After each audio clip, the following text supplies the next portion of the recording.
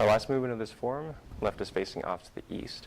Our next movement of the form that we're going to be covering in this video is going to have us taking a step to the east, but before we do that, we're going to turn south first.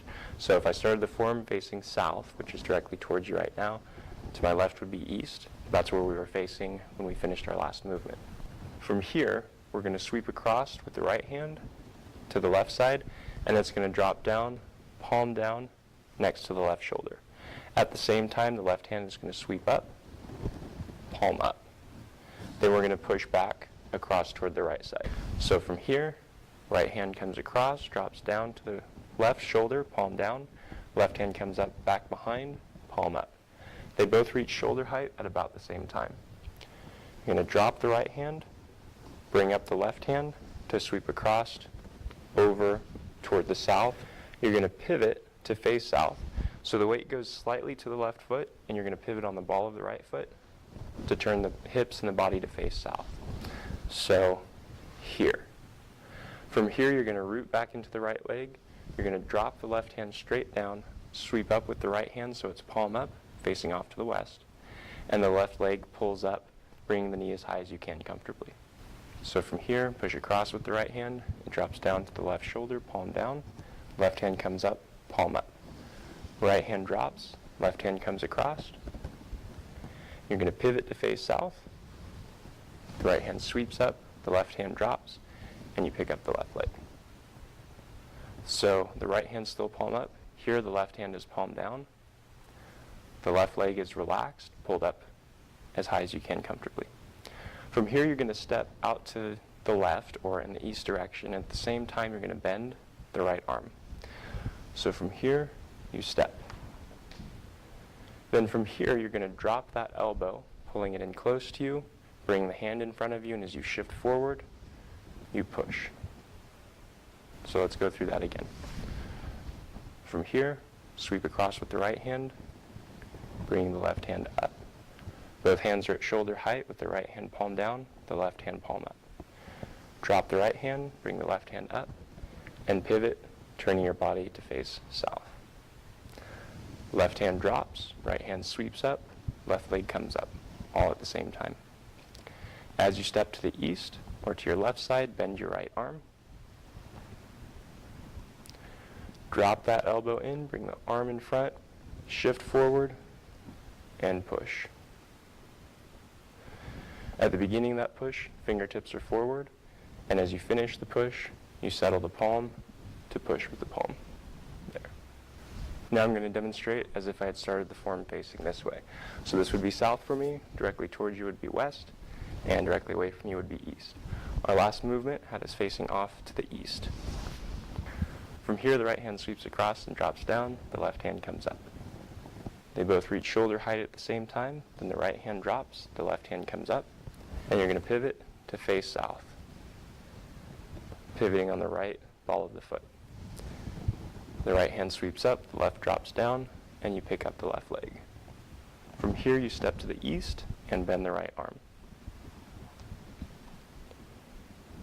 Bring the elbow down and in, bring the hand in front, turn, shift, and push.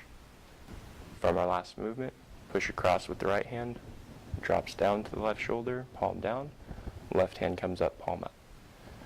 Drop the right hand down, bringing up the left hand, bring them across the front of the body. Then as you pivot to face south, you pivot on the ball of the right foot. You're going to drop the left hand, sweep up with the right, and pick up the left leg. From here, step to the east with the left leg, bending the right arm, and shift forward and push. Now I'm going to demonstrate as if I had started the form facing away from you. So for me, this is now south, to my right is west, to my left is east. Our last movement of the form left us facing to the east, here. From here, the right hand comes across, drops down to the left shoulder, the left hand comes up. Right hand drops, left hand comes up, and you're going to pivot to face east. Now here, notice that I'm leaving the left hand to my side. If I bring it in front, then when I bring up my left leg, I'm going to have to try to go around that leg. If I leave it to the side, when I pick up the left leg, it can just drop down past the left leg. So I want it out here where it can drop down past the left leg when I turn. So from here, left hand drops, right sweeps up, left leg comes up. Step to the east, bending the right arm at the same time. Shift forward and push. From our last movement of the form, sweep across with the right hand. It drops down to the left shoulder as the left arm comes up. The whole time you're going through this, you're rooted in the right leg, so the left leg is barely touching the floor there. The right hand drops, the left hand comes up. You push across. The left hand stays out here as you pivot. Drop the left hand down, pick up the left leg, and sweep up the right hand. Right hand's palm up, left hand's palm down. Step out, bending the right arm at the same time. Shift forward and push. Now I'm going to demonstrate as if I had started the form facing this way. So this would be south for me, directly towards you would be east, directly away from you is west. The last movement of the form left is facing to the east, so I'm going to push across with the right hand, and as it drops down, I'm going to sweep up with the left hand. The right hand continues down as the left hand comes up, and I push across the front of my body. Then I'm going to pivot on the ball of the right foot to face south, drop the left hand down, pick up the left leg, and sweep up with the right hand. Left hand palm down, right hand palm up. From here, when I step out, I want to make sure I step wide enough that when I turn, my feet are on either side of my center line, and I'm not walking a tightrope. So from here, step, bending that arm. See how the elbow's out a little bit here? I want to bring that in, keeping the fingertips forward, not bringing the shoulder up, dropping the elbow down. And from there, shift forward and push. From our last movement, push across with the right hand drops down to the left shoulder, left hand comes up. The left hand's palm up, the right hand's palm down. The right hand drops down further, left hand comes up further. You sweep both hands across the front, then you pivot to face south. Drop the left hand, sweep up with the right hand, pick up the left leg. From here, you step out to the east while you bend the right arm, and pull that elbow in by dropping it down, shift forward, and push. Some things I would like to point out about this movement is, first of all, when the arms are sweeping across to the side, so right after the white crane spreads its wings, when the right arm drops down to the left shoulder and the left hand sweeps up. You want those two to reach that point at the same time and then continue on from there. So there's not a pause there, but what you don't want to have happen is the right hand pass the shoulder while the left hand's still on its way there.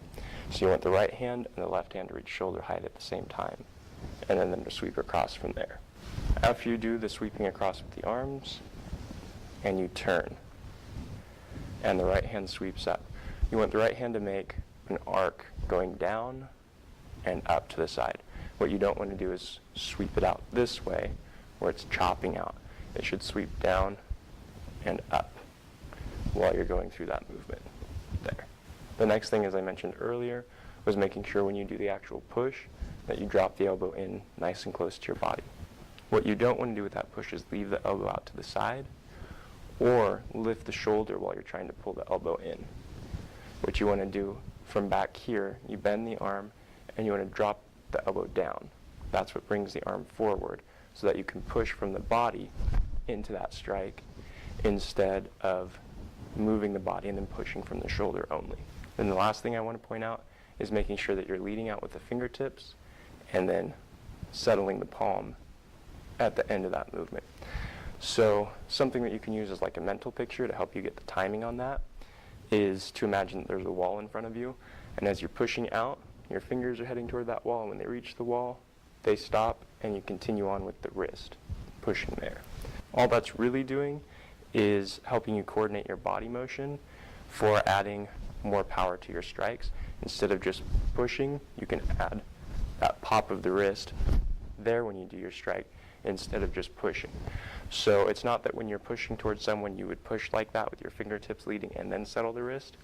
It's that you can work on coordinating your body so that when you do a strike, you can add a little extra power to the strike with that wrist action. That's all that there is to the first brush knee and push on the left side in this form. This is going to show up probably 4 or 5 more times in this form. So be sure you get it down really well here. And that way, as you go through the form, it'll be easy to move through this movement when it shows up again. I hope you found this video very helpful. Thank you for watching.